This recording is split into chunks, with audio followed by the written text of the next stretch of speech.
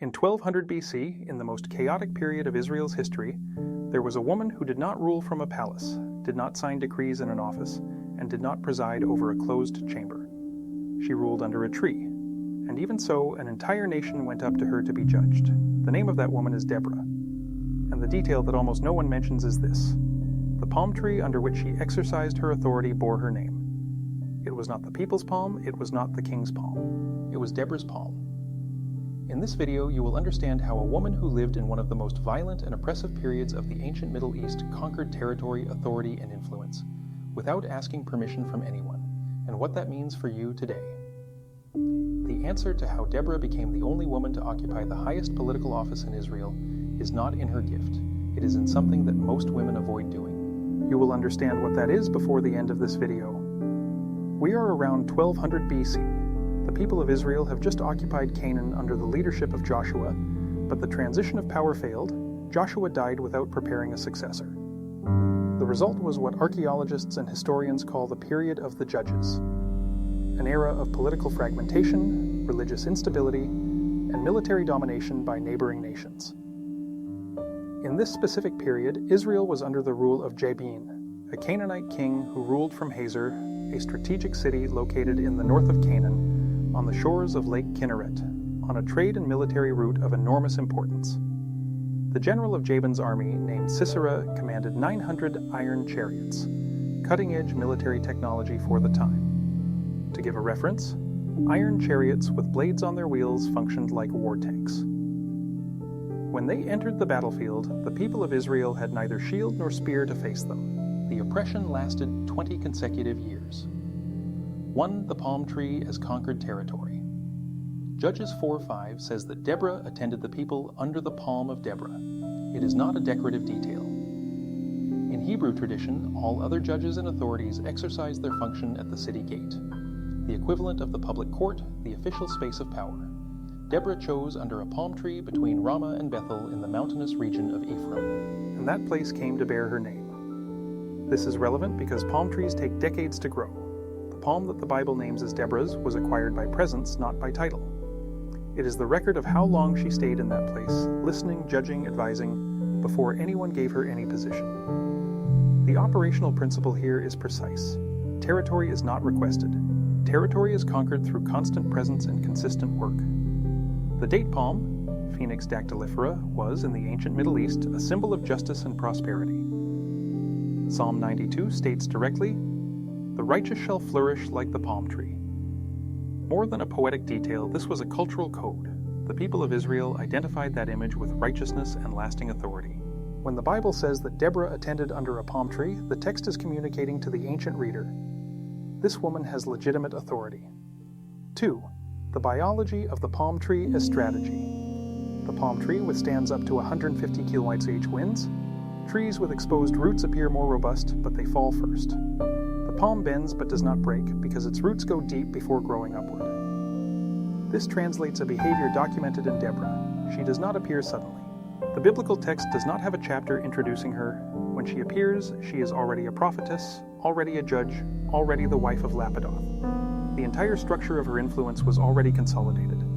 The palm bore her name because she had already put down roots long before anyone noticed. Women who want recognition before putting down roots reverse the order of the palm tree, and reversing the order of the palm tree produces collapse, not growth. 3. The only magistrate who attended in an open space. In Genesis 19:1, Lot receives the angels at the city gate because his authority was exercised there. In Ruth 4, Naomi's case and Ruth's marriage are resolved publicly at the city gate. That was where the authorities sat, a closed, controlled, hierarchical space. Deborah attended in the open, in a place of unrestricted access. Anyone could come. The Bible says that the children of Israel went up to her. The people made the effort to climb the mountain. This means that her credibility was so solid that people made physical effort to reach her without any institutional apparatus guaranteeing it. The lesson documented here is direct.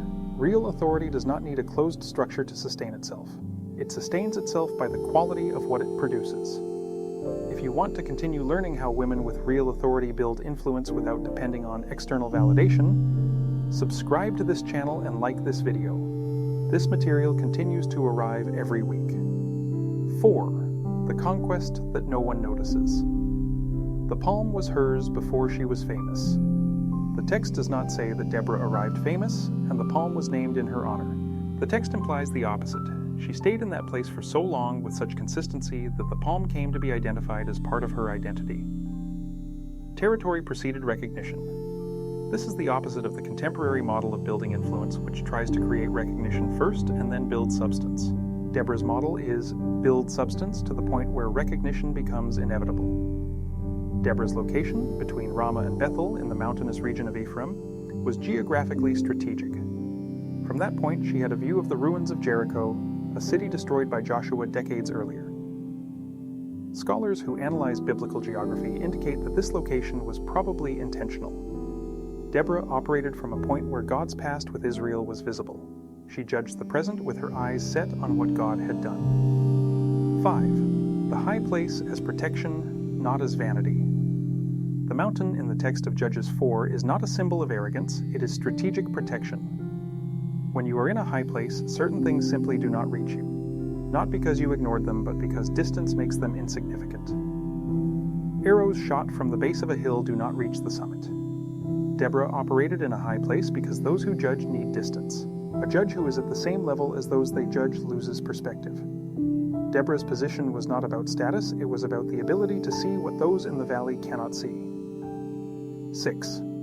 Deborah did not come down for those she loved.